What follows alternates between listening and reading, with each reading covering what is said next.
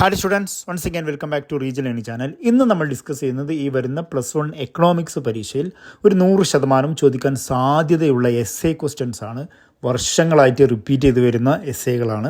അപ്പോൾ ഏതൊക്കെയാണ് എസ്സേകൾ? ക്വസ്റ്റ്യൻസിലേക്ക് പോകുന്നതിന് മുമ്പ് ചിലപ്പോൾ ക്വസ്റ്റ്യൻ്റെ പാറ്റേണിലൊക്കെ വ്യത്യാസം ഉണ്ടാവും. അതായത് ചിലപ്പോൾ നമ്മൾ 2 മാർക്കിന് അല്ലെങ്കിൽ 3 മാർക്കിന് പ്രതീക്ഷിക്കേണ്ട ക്വസ്റ്റ്യൻസ് ഒക്കെ ചിലപ്പോൾ ആയിട്ട് ചോദിക്കാം. അപ്പോൾ ഏതെങ്കിലും 2 ചാപ്റ്ററിലെ 2 കോൺസെപ്റ്റുകൾ എടുത്തിട്ട് അല്ലെങ്കിൽ 3 കോൺസെപ്റ്റുകൾ എടുത്തിട്ട് 6 മാർക്കിന് അല്ലെങ്കിൽ 8 മാർക്കിനൊക്കെ വരും. അപ്പോൾ ഏത് രീതിയിലും നിങ്ങൾ ക്വസ്റ്റ്യൻ പ്രതീക്ഷിക്കണം.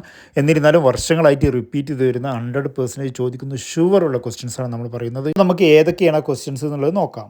അപ്പോൾ ഒന്നാമത്തെ എസ്സേ എന്ന് പറയുന്നത് ഗ്രീൻ റെവല്യൂഷനാണ്, ഹരിത വിപ്ലവമാണ്. അപ്പോൾ ഹരിത വിപ്ലവത്തിൽ നിന്ന് എന്തൊക്കെ കാര്യങ്ങൾ ചോദിക്കാം? പ്രധാനമായിട്ടും ഹരിത വിപ്ലവത്തിൻ്റെ അടിസ്ഥാന ഘടകങ്ങൾ എന്തൊക്കെയെന്നുള്ളത് ചോദിക്കാം. അതേപോലെ തന്നെ ഹരിത വിപ്ലവത്തിൻ്റെ പോരായ്മകൾ ചോദിക്കാം, ഹരിത വിപ്ലവത്തിൻ്റെ നേട്ടങ്ങൾ ചോദിക്കാം. പ്രധാനമായിട്ടും കോൺസിക്വൻസസ് ആണ് ചോദിക്കുക. എന്താണ് ഹരിത വിപ്ലവം, ഹരിത വിപ്ലവത്തിൻ്റെ പോരായ്മകൾ എന്തൊക്കെയാണ്? ഏതെങ്കിലും ഒന്നാണ് ചോദിക്കുന്നതെങ്കിൽ അതൊരു മാക്സിമം ഒരു 6 മാർക്കിനാണ് ചോദിക്കുക. അതല്ല, ഇപ്പോൾ ഫോർ എക്സാമ്പിൾ ഹരിത വിപ്ലവത്തിൻ്റെ നേട്ടങ്ങളും പോരായ്മകളും ചോദിക്കുകയാണെങ്കിൽ ഒരു 8 മാർക്കിന് ക്വസ്റ്റ്യൻ വരും. ദെൻ മറ്റൊരു ഷുവർ ക്വസ്റ്റ്യൻ ആണ് ന്യൂ എക്കണോമിക് പോളിസി, പുതിയ സാമ്പത്തിക നയം.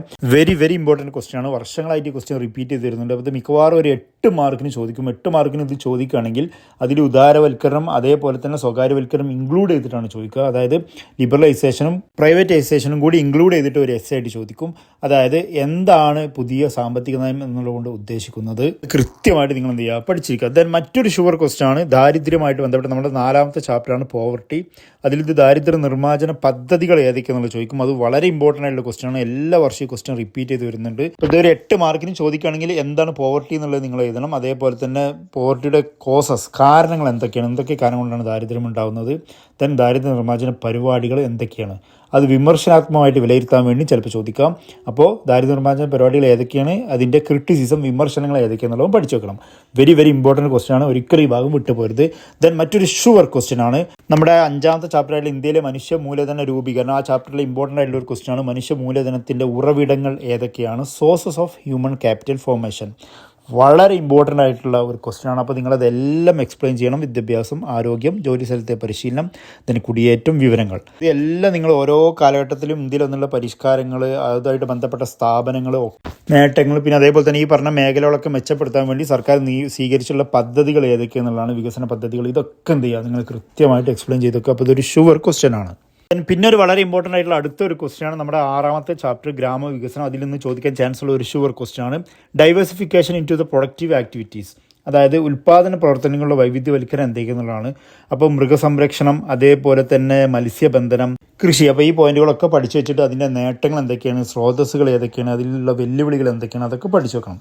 പിന്നെ അടുത്ത വളരെ ഇമ്പോർട്ടൻ്റ് ആയിട്ടുള്ള മറ്റൊരു ക്വസ്റ്റ്യൻ ആണ് നമ്മുടെ ചാപ്റ്റർ നമ്പർ 9 പരിസ്ഥിതിയും സുസ്ഥിര വികസനം. ആ ചാപ്റ്ററിൽ നിന്ന് ഒരു ഷുവറായിട്ട് 100% നമ്മൾ പ്രതീക്ഷിക്കേണ്ട ഒരു ക്വസ്റ്റ്യൻ ആണ് സുസ്ഥിര വികസനത്തിലുള്ള തന്ത്രങ്ങൾ. അപ്പോൾ നിങ്ങൾ സസ്റ്റൈനബിൾ ഡെവലപ്മെൻറ്റ് എന്താണെന്ന് എഴുതി വെക്കണം. ദെൻ ആ സസ്റ്റൈനബിൾ ഡെവലപ്മെൻറ്റിന് വേണ്ടിയുള്ള തന്ത്രങ്ങൾ എന്തൊക്കെയാണെന്നുള്ളത് എഴുതി വെക്കണം. പ്രധാനമായിട്ട് കുറച്ച് തന്ത്രങ്ങൾ പഠിച്ചു വെച്ചിട്ടുണ്ട്. അതായത് ഊർജ്ജത്തിൻ്റെ പാരമ്പര്യേതര ഉറവിടങ്ങൾ ഉപയോഗപ്പെടുത്തുക, അതേപോലെ തന്നെ ഗ്രാമങ്ങളിലാണെങ്കിൽ LPG പ്രൊമോട്ട് ചെയ്യുക, നഗരങ്ങളിലാണെങ്കിൽ CNG ഉപയോഗിക്കുക, ദെൻ അതേപോലെ തന്നെ സൗരോർജ്ജത്തിൻ്റെ ഉപയോഗം കൊണ്ടുവരിക, ദെൻ കാറ്റിൽ നിന്ന് ഊർജ്ജം അത് യൂട്ടിലൈസ് ചെയ്യുക, ദെൻ ചെറുകിട ജലവൈദ്യുത പദ്ധതികൾക്ക് മുൻഗണന കൊടുക്കുക, അതേപോലെ തന്നെ പരമ്പരാഗതമായുള്ള അറിവുകൾ പ്രയോഗിക്കുക, ദെൻ ജൈവ കമ്പോസ്റ്റും ജൈവ കീടനാശിനി നിയന്ത്രണവും, ദെൻ ജൈവ കൃഷിയെ പ്രോത്സാഹിപ്പിക്കുക. ഇതൊക്കെയാണ് പ്രധാനമായിട്ടുള്ള അതിൻ്റെ സുസ്ഥിര വികസനത്തിലുള്ള തന്ത്രങ്ങൾ. അപ്പോൾ ഇതൊരു ഷുവർ ക്വസ്റ്റ്യൻ ആണ്. എന്തായാലും ഈ ക്വസ്റ്റ്യൻ വരും. 100% നിങ്ങൾ പ്രതീക്ഷിച്ചോളൂ. ഇനി നമ്മൾ സ്റ്റാറ്റിലേക്ക് പോകുമ്പോൾ സ്റ്റാറ്റിൽ നിന്ന് നമ്മൾ ഇമ്പോർട്ടൻ്റ് ആയിട്ട് പ്രതീക്ഷിക്കേണ്ട ഒരു ക്വസ്റ്റ്യൻ ആണ് preparation of frequency distribution table. അതായത് ഫ്രീക്വൻസി ഡിസ്ട്രിബ്യൂഷൻ ടേബിൾ തയ്യാറാക്കാൻ വേണ്ടി ഒരു ക്വസ്റ്റ്യൻ എന്തായാലും വരും. അതായത് നിങ്ങൾ കുറച്ച് ഡാറ്റകൾ തരും. ആ ഡാറ്റയിൽ നിന്ന് എന്ത് ചെയ്യണം, നിങ്ങൾ ഫ്രീക്വൻസി ഡിസ്ട്രിബ്യൂഷൻ ടേബിൾ ഉണ്ടാക്കണം. അപ്പോൾ അത് വളരെ ഇമ്പോർട്ടൻ്റ് ആയിട്ടുള്ള ഒരു ക്വസ്റ്റ്യൻ ആണ്. അപ്പോൾ ഇത് നമ്മുടെ 3rd ചാപ്റ്റർ സ്റ്റാറ്റിലെ ഓർഗനൈസിംഗ് ഡാറ്റ എന്നാണ് ഈ ക്വസ്റ്റ്യൻ വരുന്നത്. ദെൻ പിന്നെ നമ്മുടെ സ്റ്റാറ്റിലെ 4th ചാപ്റ്ററാണ് റെപ്രസെൻറ്റേഷൻ ഓഫ് ഡാറ്റ. അതിൽ നിന്ന് ഒരു ഷുവർ ക്വസ്റ്റ്യൻ നിങ്ങൾ പ്രതീക്ഷിക്കേണ്ടത് പാർട്സ് ഓഫ് സ്റ്റാറ്റിസ്റ്റിക്കൽ ടേബിൾ, ഒരു സ്ഥിതിവിവരണ കണക്കിൻ്റെ പട്ടികയുടെ ഭാഗങ്ങൾ ഏതൊക്കെയെന്നുള്ളതാണ്. അതായത് ഒരു സ്റ്റാറ്റിസ്റ്റിക്കൽ ടേബിളിൻ്റെ ഭാഗങ്ങൾ ഏതൊക്കെയെന്നുള്ളതാണ്. പ്രധാനമായിട്ടും 8 എണ്ണമാണ്. 1 table number, 2 title, 3 caption, 4 stub അല്ലെങ്കിൽ row heading, 5 body of table, 6 unit of measurement, then 7th source, 8th not.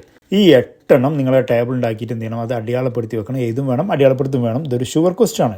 Then മറ്റൊരു വളരെ ഇമ്പോർട്ടൻ്റ് ആയിട്ടുള്ള സ്റ്റാറ്റിക്സിലെ മറ്റൊരു ക്വസ്റ്റ്യൻ ആണ് ഒജീവ്. ഞാൻ നിങ്ങളോട് നേരത്തെ പറയുന്നത് ഒജീവ് കാര്യമായിട്ട് 6 മാർക്കിന് ചോദിക്കും, അല്ലെങ്കിൽ 8 മാർക്കിന് ചോദിക്കും. പക്ഷേ 6 മാർക്കിനാണ് കൂടുതൽ ചോദിച്ചിട്ടുള്ളത്. എന്തായാലും ഇതൊരു ഷുവർ ക്വസ്റ്റ്യൻ ആണ്. നമ്മൾ സ്റ്റാറ്റിലെ 4th യൂണിറ്റിൽ തന്നെയാണ് ഈ ക്വസ്റ്റ്യൻ വരിക. അപ്പോൾ ഇതിൽ പ്രധാനമായിട്ട് നിങ്ങളോട് ചോദിക്കുന്നത് ഡാറ്റ തന്നിട്ട് അതിന് less than or greater than ogive വരക്കാൻ വേണ്ടിയിട്ടാണ്. അപ്പോൾ ഇതൊരു ഷുവർ ക്വസ്റ്റ്യൻ ആണ്. ഒജീവ് ഒരിക്കലും വിട്ടുകളയരുത്.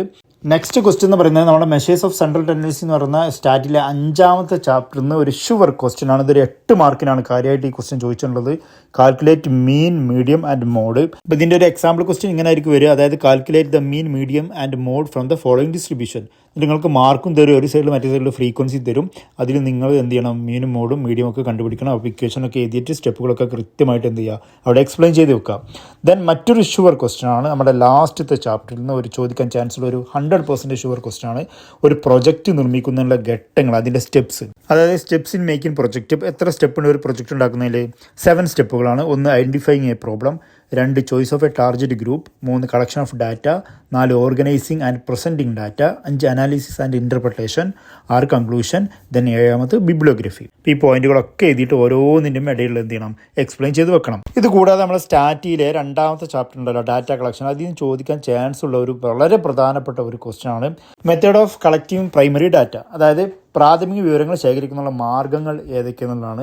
അപ്പോൾ നിങ്ങളത് 2ാമത്തെ ചാപ്റ്ററിൽ കൃത്യമായിട്ട് പഠിച്ചിട്ടുണ്ട്. 1 വ്യക്തിപരമായിട്ടുള്ള അഭിമുഖമാണ്, 2 ടെലിഫോൺ അഭിമുഖമാണ്, 3 തപാൽ മുഖേനയുള്ള ചോദ്യാവലിയാണ്, 4 നേരിട്ടല്ലാതെയുള്ള വാമൊഴിയിലൂടെയുള്ള അന്വേഷണമാണ്, 5 പത്രപ്രവർത്തകരിൽ നിന്നുള്ള വിവരങ്ങളാണ്. അപ്പോൾ ഇതിൻ്റെ ഒക്കെ ഗുണങ്ങൾ ദോഷങ്ങൾ ഒക്കെ നിങ്ങൾ എന്ത് ചെയ്യണം, കൃത്യമായിട്ട് അവിടെ എഴുതി വെക്കണം. ഇത് കൂടാതെ ഒരു ക്വസ്റ്റ്യനും കൂടി നിങ്ങൾ പഠിച്ചു വെക്കുക. അതായത് മെത്തേഡ് ഓഫ് ഡാറ്റ കളക്ഷൻ. അപ്പോൾ ഡാറ്റ കളക്ഷൻ 2 രീതിയിലുള്ളത്. ഒന്ന് എന്താണ്, സെൻസസ് മെത്തേഡും, മറ്റൊന്ന് സാമ്പിളിംഗ് മെത്തേഡുമാണ്. അപ്പോൾ അത് കൃത്യമായിട്ട് എന്ത് ചെയ്യണം, പഠിച്ചേക്കണം. സാമ്പിളിംഗ് മെത്തേഡിൻ്റെ ടൈപ്സ് പഠിക്കണം. ഒന്ന് നോൺ പ്രോബബിലിറ്റി സാമ്പിളിംഗ് ആണ്, മറ്റൊന്ന് പ്രോബബിലിറ്റി സാമ്പിളിംഗ് ആണ്. അതിൻ്റെ ഓരോന്നിൻ്റെ അണ്ടറിൽ വരുന്ന പോയിന്റ്സുകളൊക്കെ എന്ത് ചെയ്യുക, കൃത്യമായിട്ട് പഠിച്ചു വെക്കുക. അപ്പോൾ ഇതൊക്കെയാണ് നമ്മുടെ +1 എക്കണോമിക്സിന് ചോദിക്കാൻ സാധ്യതയുള്ള എസ്എ ക്വസ്റ്റ്യൻസ്. അപ്പോൾ എല്ലാ എസ്എകളും അതിൻ്റെ അണ്ടറിൽ വരുന്ന പോയിന്റ്സുകളൊക്കെ കൃത്യമായിട്ട് പഠിച്ചു വെക്കുക. നമ്മൾ ഇന്നലെ അപ്ലോഡ് ചെയ്തിട്ടുള്ള ഒരു വീഡിയോയിൽ ഓരോ ചാപ്റ്റർ വൈസ്, അതായത് ഇന്ത്യൻ എക്കോണമിയിലെയും സ്റ്റാറ്റിക്സിലെയും ഓരോ ചാപ്റ്റർ വൈസ് ആയിട്ടുള്ള ഇമ്പോർട്ടൻ്റ് ആയിട്ടുള്ള ക്വസ്റ്റ്യൻസ് പറഞ്ഞിട്ടുണ്ട്. അപ്പോൾ ആ വീഡിയോ കാണാൻ നിങ്ങൾ മറക്കരുത്. അപ്പോൾ ബെസ്റ്റ് ഓഫ് ലക്ക്. വീണ്ടും കാണാം. Thanks for watching.